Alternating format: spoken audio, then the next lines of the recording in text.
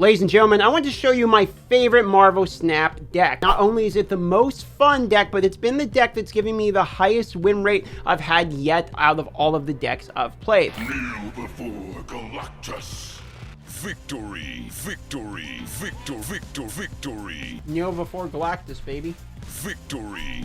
Now, it could be improved with some of the other cards, but these are the cards I have available, and these are the ones I've been able to make work. We're doing Yondu in order to destroy the top card of the enemy's deck, which synergizes well with Death. Destroying cards does happen in this deck because we also have Destroyer, which is going to help us play that Death more commonly. Speaking of destroying cards, we have Shang-Chi, another card that's going to be destroying cards. We have Wolverine, a card that responds well to being destroyed, so you can see where the natural synergy is coming into play. Now, we also have Psylocke, and we have Electro, and that's because both of these cards are going to give us an additional energy. The reason we want additional energy is because this whole deck is built around Galactus. What we want to do is basically be playing on one side of their locations. We want to be playing the Goblins in order to have negative power at that location, and then we play Galactus on turn 5 from having the additional power from either Psylocke or Electro to be able to play a 6 cost on that point, or the Elysium location can come up the cost of less. Sarah in this deck will give us the cards in your hand cost 1 less, etc., which you compare.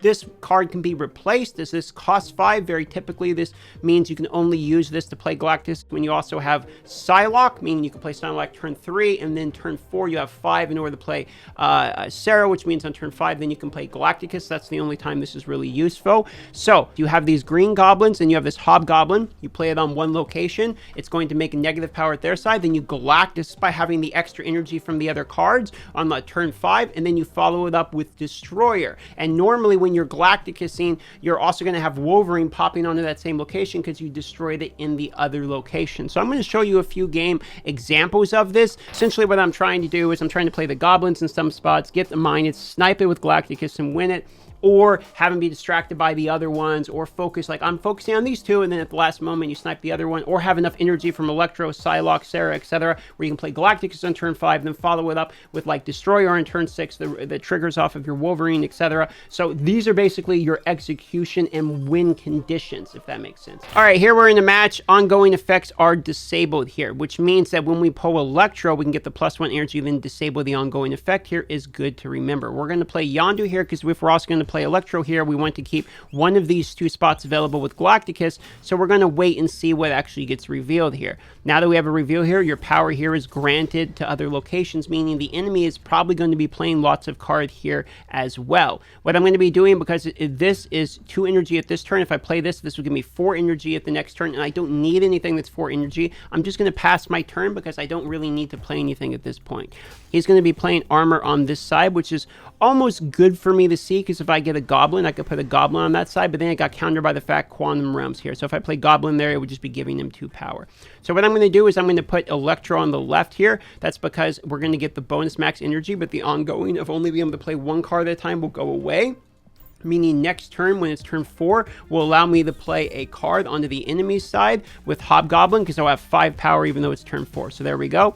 He's playing that. Now we're probably going to be playing Hobgoblin mid, which means middle is more than likely where Galactus is going to end up going. So I'm going to be playing Hobgoblin middle, and you can see now we have 2 positions that we could potentially use for Galacticus. We have middle and we have right. We don't really want to play it right because it's going to be really hard for us to combo here on the right hand side since the quantum realm is there. So I'm going to be playing in middle to give -8 there. Looks like he's doing the same thing with the Electro on the left hand side. And now that we're getting into where I can actually use the Galactus type of territory, I think I'm going to snap as I'm feeling confident. I'm going to play Galactus in the middle here. This is the part where it's going to destroy the other sides, meaning if I had Wolverine prior, I would have played either Wolverine left or Wolverine right in order to give us this extra burst potential. He's playing something mid as well. We will be destroying all of these other cards. Destruction, destruction, and as we're destroying these locations, these count towards death as well. So you're going to see her cost is going down significantly, down to 3. He leached there, meaning that now we no longer have to worry about the effect of Destroyer. So we're just going to go ahead and either we could play Destroyer here, or we could try to play around Shang-Chi. If we're worried that he's going to play Shang-Chi, we could play some of the smaller ones, but I think we're just going to gamble. We'll play Destroyer at this point, and we're hoping that he can't beat 17 total power. This will be a 22 power lead in the middle. So he plays Spectrum, and he plays Ant-Man, trying to get as much power as he can. Can't do it. We win by 13, and we take home 4 cubes. He probably should have retreated. So that was a pretty good example there, and you can see that's how the one punch, the 1-2 punch goes. You're going to set up Goblin, and then you're going to try to play Galactus right afterwards.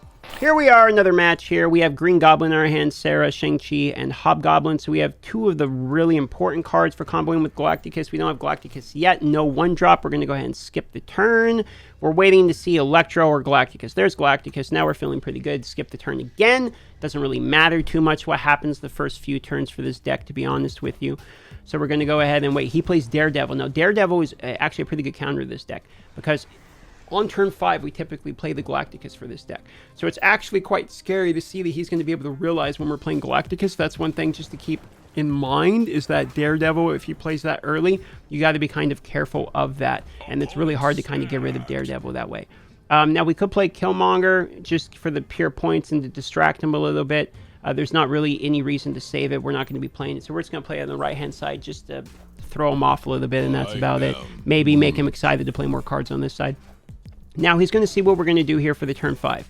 Now, in order to not make... If I play Galacticus now, the cat's out of the bag. So I'm going to play the Hobgoblin now. So that way, what he's probably thinking is, okay, I've got points here, I've got points here. He's double down on the middle. He should probably just go and focus on these sides, and hopefully this makes him leave middle alone for the next turn, which means when I Galacticus him, he's just going to have -11 middle, and he's sacking it basically to try to make the other two buff. I'm trying to be in his head and basically play around what he's thinking of doing. So there he goes. He plays Hobgoblin on the right. I play Hobgoblin in the middle. He's not going to be able to see what happens next turn. He's going to have -11 on the middle. He's probably not going to be worried about the middle. Looks like he's focusing on this other side, but he messed up by giving me Hobgoblin. He didn't realize this one's going to set at the base of 2. I'm going to snap now, and I'm going to play Galacticus, and now this should GG him, unless he's planning to destroy these all. If he has Carnage or something like that, that could be a really good counter to this. He did do his 6-drop in the middle, it looks like. And let's see, he plays Professor X. Interesting, to try to lock it down, which isn't going to be enough points or anything. I'm not sure why he would lock that one down, but interesting attempt by him. And there we go, 8 points. So that's basically how you're going to play around. So you can see kind of what I'm going at basically with this deck. If you like this deck or you like this video or the information, consider liking and subscribing to this channel, and I'll see you on the next video. You can get your hands on royalty-free music like we have on this video right here. Shout out to Soundstripe for sponsoring this channel, and get your hands on royalty-free music when you use code DARTH for a discount.